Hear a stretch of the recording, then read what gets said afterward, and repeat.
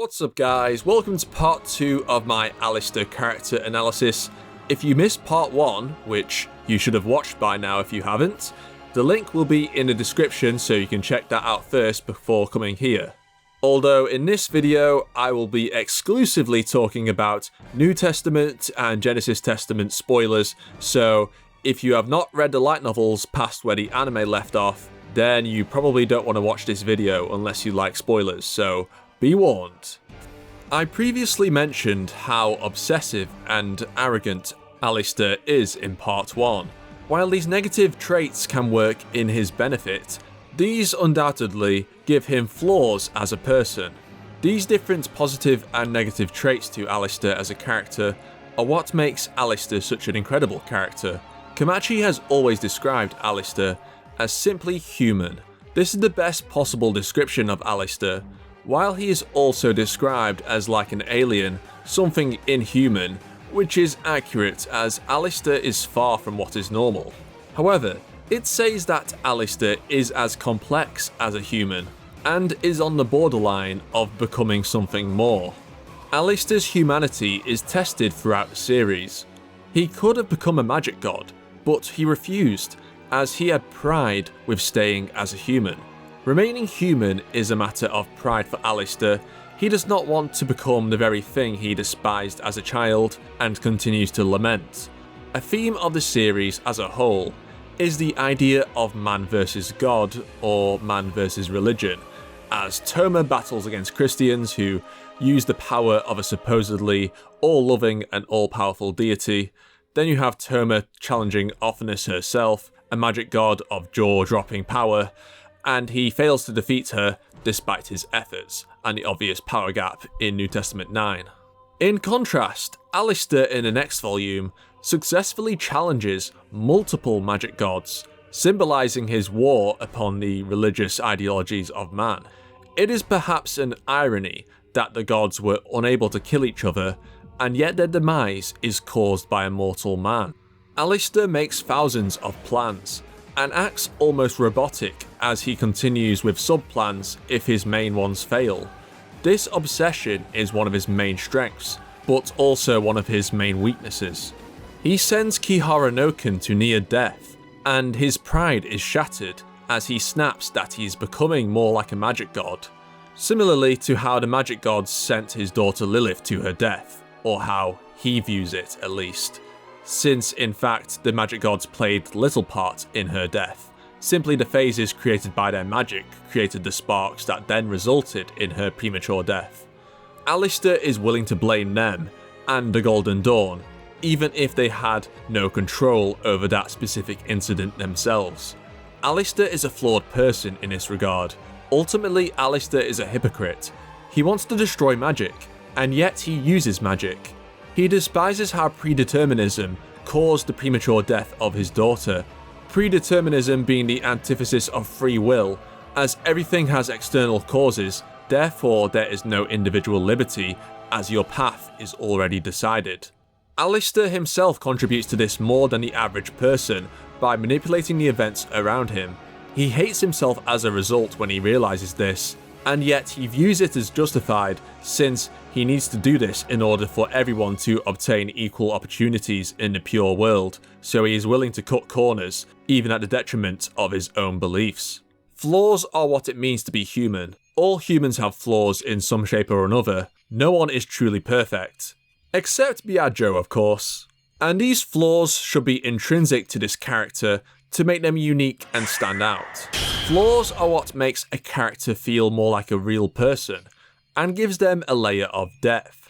Despite Aleister being so talented and powerful in terms of his knowledge and abilities, he has a lot of flaws. His pride that I mentioned earlier is perhaps one of them, and while previously I have also mentioned that Aleister being overconfident or arrogant is one of his flaws, that's just kind of how he appears on the surface in a way, as deep down he also has a level of paranoia. Inside, Aleister is certainly confident in his own capabilities and arrogant about what he knows. However, deep down he is a very paranoid individual. Aleister has borderline OCD when it comes to his plans. He constantly lives in fear of failure, Yes, the failure is somewhat out of his control, but certainly the fear he will never win in life is always overshadowing, no matter how much he does plan and can manipulate the odds to his favour. The fact still remains that he will probably fail in the end one day. That's why he obsesses over his plans and wants everything to be under his control and influence, because then he has that sense of security, knowing that things will proceed as he wishes. No matter how hard he tries, he feels someone will always be there laughing at him and mocking him, which stems from his childhood. Even if he has temporary success with the fate paradox I just mentioned, it always dwells in Aleister's mind, the fear of failing in his main goal, as he has burdened himself solely with the responsibility of creating a fairer world. Aleister's state of mind is also quite pitiful. Inside the windowless building, he has a constant reminder of his past, to give him motivation to continue onward. Kamachi has described the inside of the windowless building as a nihilistic space symbolising the ruler's mind. Aleister is somewhat of a nihilist, as he recognises all his efforts may truly be in vain. Aleister cannot move on from his past, he is ultimately controlled by it, which is another one of his flaws. And of course, how could I possibly not mention his perverted nature? While this is mostly used for comedic moments in New Testament, it runs the risk of Aleister no longer being seen as a serious character, especially when he gets the body of a younger girl and tries to F Touma. I mean, this side of Aleister makes sense considering IRL Aleister was known as a complete sexual deviant, but in terms of characterising Aleister, it shows that there are multiple aspects to his character, and he isn't just an evil mastermind on some kind of pedestal. At his very core, Aleister is just a human, like all of us. Aleister's morals are some of the most complex in the series. He is undoubtedly cruel at many points in the series. The best example is the Sisters Project, but much like Fuyama of the Right, Aleister believes the ends justify the means with his utilitarian beliefs, which fits into what Aleister said about Fuyama having a similar plan to him, just that Fuyama's version was outdated. Aleister believes that the ends justify the means in a Machiavellian fashion, but also inspired from Bentham's Act Utilitarianism, which works to achieve the greatest pleasure for the greatest number of people. While many Index antagonists share this philosophy, what makes Aleister stand above them all is the complexity of his morals. Aleister wants to restore the pure world, where everyone has equal opportunities, therefore the deaths of thousands of clones and the suffering of those in his city are justified. Aleister wants to make sure that no one suffers what he went through. Lilith is the character in the series that Aleister loves more than anyone else, and she was taken away from him at an early age. Aleister cannot be viewed as truly evil, as he wants no one to experience his pain. Yet he cuts corners. While in Academy City, all students do indeed have equal opportunities styled on Aleister's philosophy of Thelema, as every student in a power curriculum have the chance to become great. In Aleister's eyes, magic makes the world unfair, despite the fact that anyone can use magic to work hard to become great. In the case of espers, only the ones naturally talented become great, and the lower level espers are neglected, as seen with the parameter list. Surely this means that it contradicts Aleister's logic, but from Aleister's perspective, it makes sense, or he is willing to cut corners to achieve what he desires. Aleister may say he is acting to create a world of equal opportunities, a quite unselfish thing to do on paper, something that may be viewed as a good thing, when in actuality, he is acting in this way only to fulfill his own selfish desires, as once Lilith is returned to him, he temporarily ceases his desire for revenge. Everyone has been against Aleister from a young age. His parents and peers hated him for rejecting Christianity. Aleister thought differently to them as he questioned the laws and rules around him. He was alienated as a result, and this helped mould the young boy known as Edward into the Aleister Crowley we know, as he pursued the truths of the world. Aleister has a tragic backstory. While some may view this as cliché for a villain, It really adds more weight into Aleister as a character, and this backstory was even hinted several times in Old Testament, such as Old Testament Volume 6 and the next volume in Old Testament 7, where it is revealed that Aleister's daughter died at a young age. We certainly feel sympathy for him throughout New Testament 18. We are almost placed into Touma's shoes as we are thrown into the past as mere spectators in a Charles Dickens Christmas Carol type of storytelling. Aleister was always an outcast for thinking differently, with his very liberal views of the time, where he was shunned and even abused for questioning Christianity by his peers, teachers, and even his own family. This caused a spark that began to fuel Aleister's hatred of God and Aleister's pursuit of knowledge outside of conformity. He was no stranger to being envied by the Golden Dawn for being a talented prodigy, but also seen as a threat by the more conservative members of the Cabal. He claimed the life of his mentor, Alan Bennett, and then instigated the deaths of the entire Golden Dawn by betraying them at the Battle of Blythe Road, simply because they had not informed him that his future daughter, that had not been conceived as of yet, was fated to die at the age of 2 due to the phases and sparks that are influenced by magic, as magic ignores the laws of equivalent exchange by creating 10 from 1, for example. Its burden on the world itself. Miracles that normally would be caused by magic are turned into sparks, and the spray, which is caused due to the many phases or universes of the world, which consequently affect everything in the world. Under the guidance of Samuel Mathers, the Golden Dawn was working to create a magical work kit that would increase the accessibility of magic to all, and simply did not see the sparks as his problem, since the Golden Dawn members would be protected by Magimbreaker. Aleister was now compelled to prevent this in order to stop Mathers from increasing the sparks, and ultimately to get revenge. But Aleister himself was like Mathers, as his student. Both pursued taboo methods of conducting magical research, and Aleister even helped towards creating this very work kit. Aleister acknowledges that he must turn his blade upon himself once he has taken his revenge, as he is also responsible as a member of the Golden Dawn, which Aleister does in 1947, but is saved by Heaven Canceller.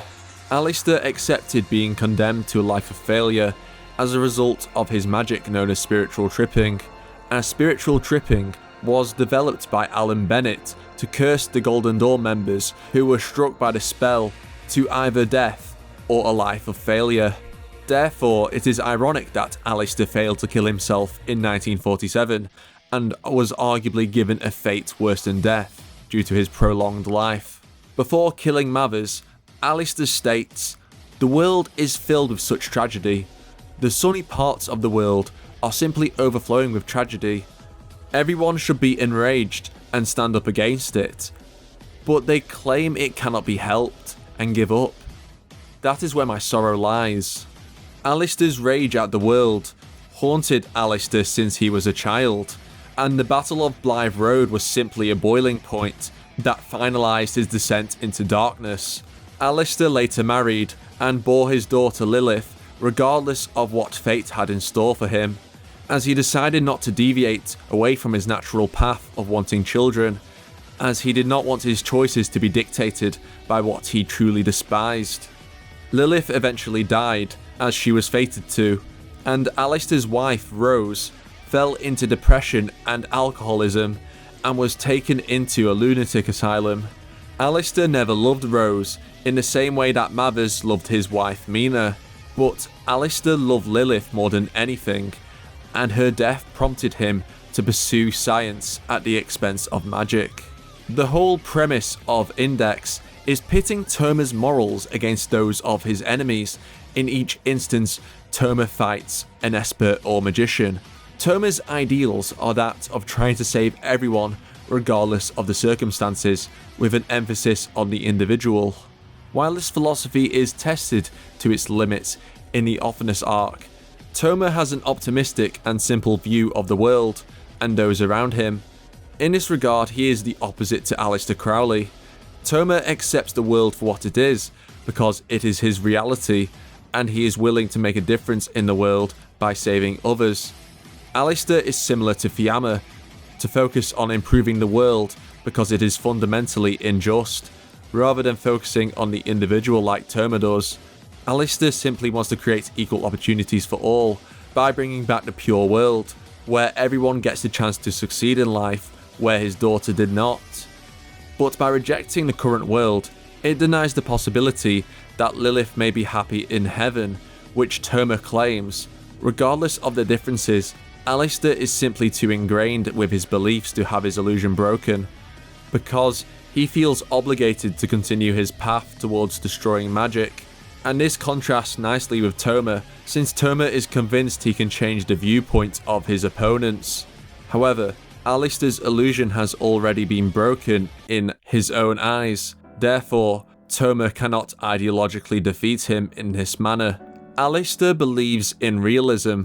Once he sees a world of equal opportunities, he will be satisfied. But Touma believes in idealism, that there is the possibility and chance that things are indeed better than they appear to be. If anything, I believe Touma represents the innocence that Aleister has lost.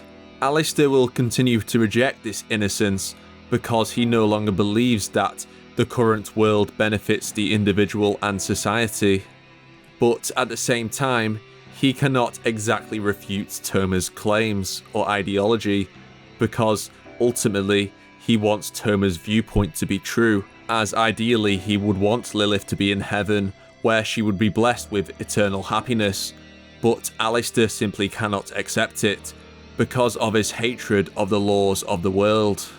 So I believe their dynamic is an underrated one, as they both understand each other's beliefs, and can see the perks of both, but ultimately they cannot reach a compromise.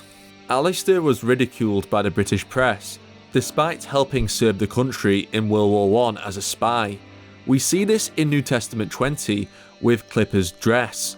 He is ridiculed for his sexual deviancy at parts in the series, while in New Testament 19, it is played for comic relief, but it is true that Aleister wanted to push the limits of what was acceptable in society as a whole. If you take all this into account, along with driving his wife to death with alcoholism and drugging children at the Temple of Thelema, can we still root for and feel sympathy for Aleister? Aleister wants revenge, which is a pretty standard motive for an antagonist, but combined with his utilitarian methods, his worldview, his flaws as a person, and his hypocrisy, it all makes him more unique than a character that simply wants revenge, as it's far more deeper than just to simplify it to revenge. While Aleister could be seen as a hypocrite for using magic, while also wanting to destroy it, he notably holds the recoil into his own body when using magic, rather than releasing it into the world, which then in result causes him damage. I like the idea of this, as it acts as a physical metaphor that his sin of using the thing he wants to destroy is actually causing harm to him, even if it is intentional. It is almost like he is punishing himself for using it, which is a cool idea in what is seemingly a simple and overlooked detail. That is why Aleister feels so realistic. He is well balanced as a character with human traits. He does not view himself as a villain like all other great villains. He believes he is doing the right thing for mankind. Aleister can be described as a paradox, as he said his soul shined many colours, which gave birth to the billion Crowley hazards that were foreshadowed since his very first appearance. When Aleister invades England with Accelerator and Touma, he almost acts as a different person to how he was inside the tube. This is probably due to the fact he is in a different possibility, as this is a different colour of his soul, as he would put it. But I also think there are other reasons for this.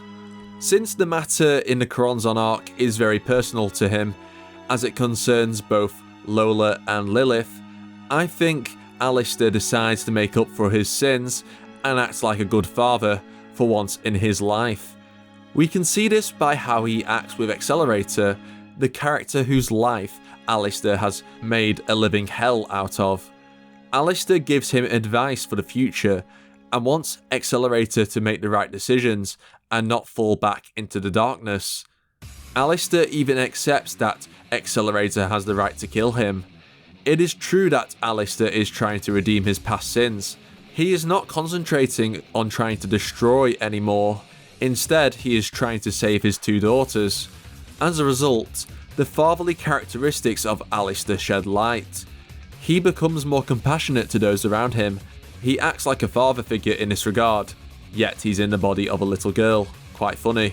At the same time, it shows Aleister was not a complete monster, and is willing to fight to protect the world if necessary. Despite how much Accelerator hates Aleister, he actually develops respect for Aleister during New Testament Volume 20, due to the fact he sees part of Aleister in himself, which then prompts Accelerator to stand up to protect Aleister when he is at his most vulnerable with the return of the Golden Dawn members. This all links to New Testament 21, where Aleister asks Ursula if his sins can truly be forgiven. Despite being a genius and mastering magic, Aleister still has much to learn. As we see when he approaches Ursula, he gains a new perspective on Christianity, despite him despising it since he was very young. Aleister is aware that he delved into so much sin that he thinks it is disgusting for him to enter a church or let alone touch a Bible. This has developed Aleister as a character from the idea presented in New Testament 18 that Lilith could be in heaven. Aleister at his core still dislikes Christianity for its narrow view on society and the world itself, but actually embraces the more positive aspects of the religion for his final showdown with Mathers. Index has always been a series where religion has been used for bad things, as corrupt individuals use religion as a platform to justify their immoral actions, even contradicting some of the more morally good messages that can be found in the Bible. That's why it's important that Ursula is the one to forgive Aleister and allow him to take redemption through Christ, even if he does not fully accept it. Out of all the Christian characters in Index, I feel that Ursula is pretty much the idealized version of the Christian nun. Sure, she allowed herself to be manipulated by the divine mixture that caused a lot of damage to London in the previous volume, but that wasn't her true nature, as she was being controlled. And if Christianity is about anything, it's about both redemption and forgiveness. That even the worst criminals and outcasts in society can be forgiven through faith in Jesus Christ, and this definitely applies for Aleister and Ursula. Indeed, the Coronzon arc is about Aleister as the main character, and ultimately defying the perceptions of him as a person. This is symbolised by every aspect of Aleister's soul being unleashed onto the world via the Crowley hazards. Aleister simply wanted to save who he thought was his second daughter, acting on his instinct and situation rather than acting upon his plan like he normally would. And he even uses his own blood to save Touma, after Touma was nearly killed by Coronzon, and despite Aleister was already injured. His plan is completely derailed, and no attention is given towards it whatsoever in these volumes. In this way, he acts like Touma. He fights Mathers and the Golden Dawn. As his past comes back to haunt him, he reconciles with Christianity even though he despised it. He acts as a father figure towards Accelerator, despite the hardship he caused for him, and promotes Accelerator to pursue his own destiny, and Aleister tries to fight to save the UK from Coronzon, even though the country saw him as the devil. Aleister attempts to correct the mistakes of his past, but at the same time, admitting he is too far into the darkness to ever be redeemed, unlike Accelerator, to which Accelerator realises he is a whole lot more like Aleister than he thinks. And of course, this arc is about Aleister trying to protect who he loves the most, Lilith. Iwaz revived Lilith in New Testament Volume 19 on orders of Anna Sprengel, with the intention that Aleister would have to sacrifice Lilith in order to stop Coronzon, putting Aleister through his very worst nightmare, bringing back the person he loves more than anything else, only to force him to kill her. Touma snapped Aleister out of despair in this moment and supported Aleister, proving to him that there is always another way, and he is not alone in this moment. So like Hamazura, Aleister was never a hero, but he became a hero to protect that one person he cares most for. Iwaz pointed out, each of the three heroes possess something Aleister doesn't in this speech from Old Testament 19. There are many different types of heroes. There are those who aren't told what to do, and just move straight ahead, following the feelings welling up within. There are those who committed a major crime in the past, and try to walk down the right path due to the anguish that crime brings them. And there are those who were chosen by no one, and possess none of the characteristics one would expect of a hero, and yet become a hero for that one person they care for. Each of those types is the type of person who will always stand back up when knocked to the ground. Iwaz stated that Aleister admires them for having these qualities that he doesn't have, possibly due to the fact that Aleister believed he never could live the lives they do, possibly due to being cursed by magic and devoting his existence to restore the pure world. But Aleister proved to himself he is not defined by his plan. By defying Iwaz's expectations and growing as a person, being influenced by the children of Thelema that he once distanced himself from, Aleister sacrificed himself by pushing himself to the limit to help defeat Coronzon, and we see him pass the torch to Accelerator in his final moments. Accelerator has surpassed even Aleister by crossing the abyss, which Aleister failed to do in his attempt to bind Coronzon in 1909. Aleister was vulnerable as he was slowly dying. It would be the perfect chance to take revenge for Accelerator, and yet he doesn't. Aleister was ready to die, as he accomplished his goal in this arc. He evolved as a person, and managed to both protect Lilith and defeat Coronzon. Even if Aleister did not succeed in destroying magic as he set out to do, he would accept his fate with satisfaction, hoping that Accelerator will be able to create the ideal Academy City and stop the threat of Anna Sprengel. You might be thinking, why would Aleister die satisfied if he failed to bring back the pure world? Above all else, Aleister was a father and a human being. He was willing to abandon his plan completely to support Lilith and the prospect of saving Lola. His daughters were his priority above even his own ambitions. You could even lump Touma and Accelerator in this category too, who Aleister supports during this arc. Aleister makes Accelerator the board chairman of Academy City, with the freedom of taking any direction Accelerator chooses, including taking revenge on the dark side of the city. And when he supposedly reaches his demise at the end of New Testament 22, Aleister fully swallows his pride and accepts he has lost his humanity after merging with Coronzon and defying death itself. It is ironic that once he is given the power of something beyond human, he accepts it and goes to the extent of wanting more by desiring an even stronger body. He has seemingly swallowed his pride he once had at retaining his humanity, showing that Aleister has developed over the course of the story. While Aleister was indeed ready to die, he has now been given a lifeline again, and of course he intends to take advantage of it. It's also funny that Aleister is now regarded as a hero of the UK, given a state funeral while still being alive in the body of a demon. But what does Aleister want now? Clearly revenge against Anna for that twisted plan involving Lilith, but also finishing what he originally set out to do. But why would Aleister pursue his original plan again? Remember, Coronzon was the priority, but now the Coronzon problem is solved. Aleister can now focus his attention towards his plan once more, by teaming up with Noken, and both Noken and Aleister still have a huge amount of respect for each other after their last exchange in New Testament 14. But Aleister's development during the Coronzon arc has not been forgotten.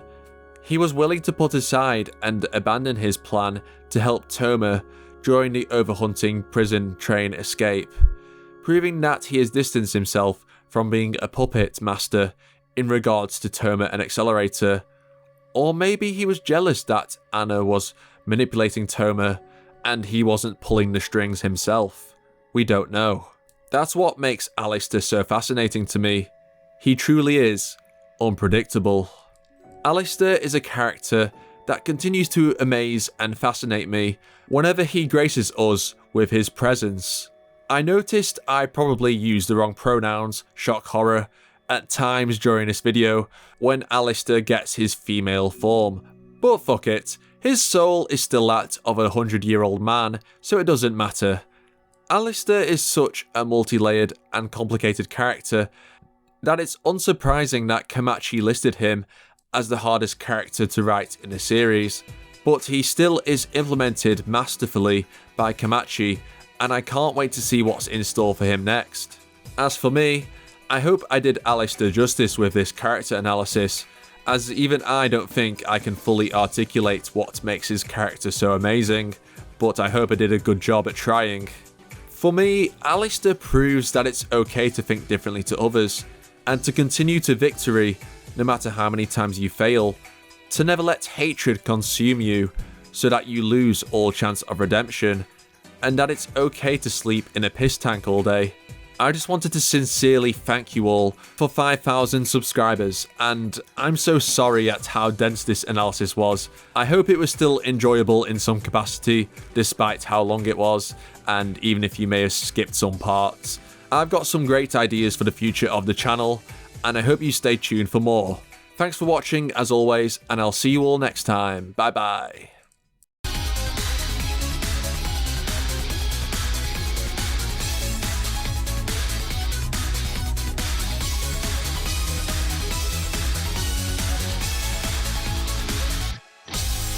楽しい楽しい